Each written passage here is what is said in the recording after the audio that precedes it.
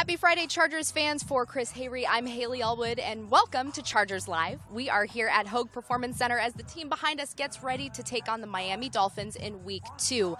And Chris, before we get to that second week, let's rewind, get back to Monday Night Football. It was a tough loss, but what did you see out of the team on Monday? I saw a lot of fight. I saw a lot of fight from these guys, especially in the fourth quarter. Listen, it's when you're down 24-7 on the road in a hostile environment like Denver, it's easy to be like, oh, you chalk it up. But these guys fought back. Got all the way back to almost to a near draw, and then you missed the field goal at the end. But I saw a lot of fight, and I hope that momentum carries over into this 3-game homestand starting Sunday with the Dolphins. What about starting faster? That was something Philip Rivers said he wants to do this week. Yeah, you have to start faster, and I think what they tried to do was try to get the running game going early. You know, Melvin Gordon, first carry, 21 yards. You're like, wow. After that, here it is. Yeah, you're right. 17 carries for 33 yards after that. So I think Anthony Lynn wanted to establish the run, and based on what he has done in the past, Haley, the Buffalo Bills last year, first in rushing, and they rushed the ball almost 31 times a game, which was second in the league behind the Cowboys. So I expect the Chargers to continue to try to establish the run, and you saw the volume that Melvin Gordon was getting. It's just a matter of time before he pops a couple. And that was something that head coach Anthony Lynn said this week. He felt like they got away from it too soon. Yeah. They need to get back to it this week. And then lastly, who impressed you?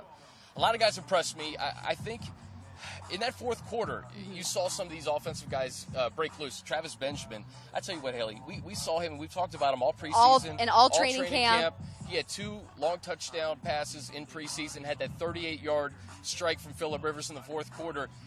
What he's done for this offense, I think he brings that added dimension. So I was super impressed with him. Tyrell Williams, another guy who got loose, who I think could have a potentially big game on Sunday. We'll get to kind of keys to the game later on. And then defensively, Joey Bosa and Melvin Ingram, you get into the quarterback, a sack and a half. Right. It would have been nice for Casey Hayre to get that pick 6 in the first quarter. That could have changed. I think everyone wanted that. Yeah. But all in all, I think there was a lot of guys who impressed, and I hope it carries over into Sunday. And then speaking of Sunday, the Chargers have their home opener. It is going to be a very exciting game. It marks the return of the Chargers back to Los Angeles since December 18th of 1960. Wow. A lot of festivities going on. Members of that 1960 Chargers team will be honored. LaDainian Tomlinson will receive his Pro Football Hall of Fame ring. Jordan Sparks is going to sing the national anthem. It'll be really exciting. But in speaking to the opponent, the Dolphins are probably the closest thing to a divisional opponent that the Chargers have. This is the 5th straight year they've played each other. It's unreal. It's funny how the schedule shakes out that way sometimes, you know? And not only that, Jay Cutler and Philip Rivers renew their kind of AFC West duel. This is the 8th time that these guys are going to go head-to-head. And I'll tell you what, Philip Rivers shows up in games against Jay Cutler. 13 touchdowns, just 3 interceptions, a quarterback rating of 114.5 when he plays against Jay Cutler. And it kind of it reminds me, Haley, of what we saw when Drew Brees was in town. How Philip Rivers kind of elevates his game against some of these guys that he's played throughout his career. So I think this will be a lot of fun to see Cutler v. Rivers, Part 8. I love it. One of my favorite moments, obviously, was that Monday Night Football game. I think it was 2007. They're chirping a little bit? They're chirping a little bit. They're getting after it. They kind of buried the hatchet a little bit a couple years ago, but it's too bad Cutler had gotten traded to the Bears because that could have been a really great rivalry for so many years to come. What about the fact that the Dolphins, due to Hurricane Irma, they didn't play Week 1, and they've been in L.A. this whole week. How does that kind of factor into this game? It's actually strange. So the podcast, Chargers Weekly, I just posted. Greg Gumbel was on, Matt Harmon, Ricky Henney.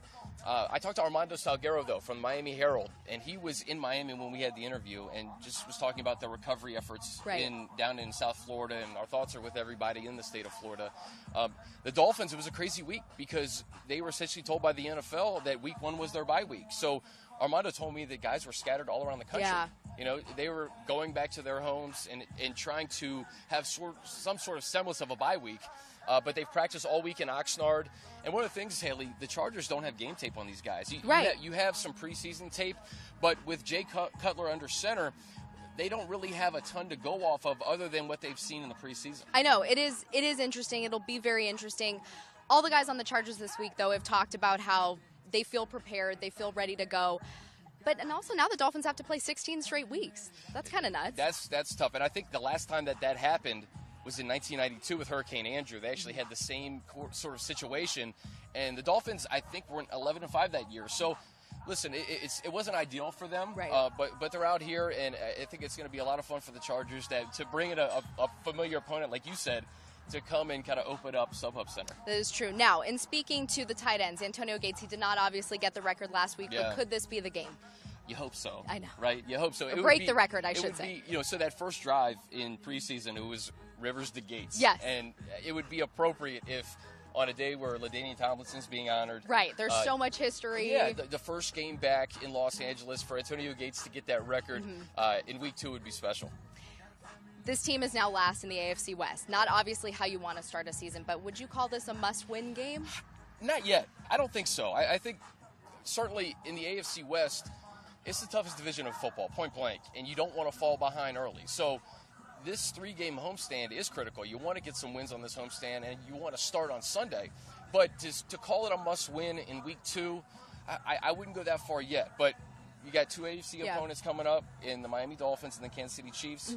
Obviously, they're not even looking ahead to Kansas City. It's all eyes on Miami right now. Right. And then you got the Eagles in week 4. So you don't want to fall behind in this division, Hayley, as you well know. And it's so important, like you said, defend that home field. Yeah. 3 straight weeks of home games, you got to get that going. You have to, and it starts on Sunday. And again, that early momentum, but for these guys to rally back in Denver and get it to 24-24, you saw a lot of fight in this team. And I want to see that moving forward. I've been starting on Sunday.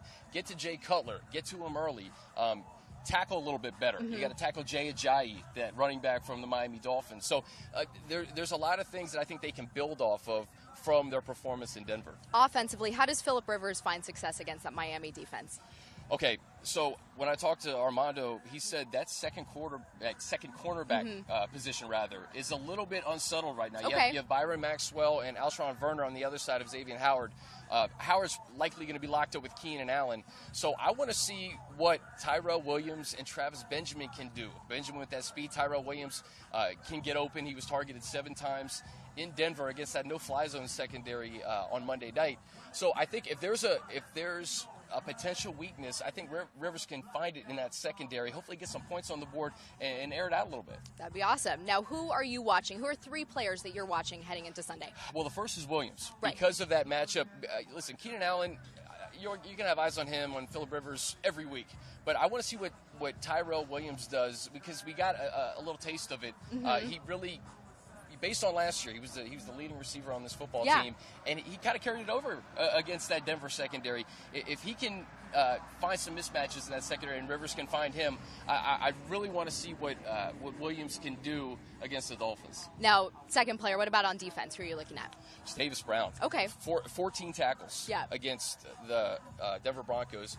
And again, Jay Ajayi, this guy broke 29 tackles between the tackles last year, which was the most in the NFL. So you cannot let Ajayi get going. He had 3 200-yard games, Haley, and he had 11 games under 80 yards rushing. So you want the latter. You can't let Ajayi get going, because that means it opens things up for Cutler and Devontae Parker and Jarvis Landry and Julius Thomas. So tackling is the utmost importance, and I think that Brown's going to have a big say in that. And then lastly, in third out of those 3 players, Joey Bosa? Joey Bosa. Okay. Yeah. Again, a sack and a half. Him and Melvin Ingram both at sack and a half. And this is where I think Cutler, if you can get pressure on Cutler and force him into mistakes, he kind of homes in on receivers anyway. Yeah. And Devontae Parker seems to be the guy that he's really taking a liking to in Miami. If you can really home in on, or rather, if Joey Bosa can get some pressure on Cutler and allow him to make some mistakes in that secondary with Verrett and Hayward on the back end, get a score on defense, make a big play, and help your offense out. He is a gunslinger, so sometimes you can take advantage of that, right? No doubt. Yeah. No doubt. What are your keys to victory for a Chargers victory? Well, they all kind of intertwine with the guys that I mentioned. And I think the first is taking some shots against this Miami secondary. Salguero told me, he goes, this is a weakness of theirs, and he likened it what Bill Belichick does each week. He game plans, he finds a weakness, and he picks at that weakness. So if you want to get the running game going, we know what Anthony Lynn wants to do with Melvin Gordon, but if Phillip Rivers can take advantage of all these weapons at his disposal, and we didn't even talk about the tight ends who didn't really get involved on Monday night. Yeah. I mean, Antonio Gates, 2 catches, 17 yards. Hunter Henry was shut out. I think that's going to change in a big way on Sunday. But definitely take some shots against that secondary. All right. Well, we will look forward to a Chargers victory on Sunday. Thank you so much for joining us here on Chargers Live, and we'll see you this weekend. See you guys.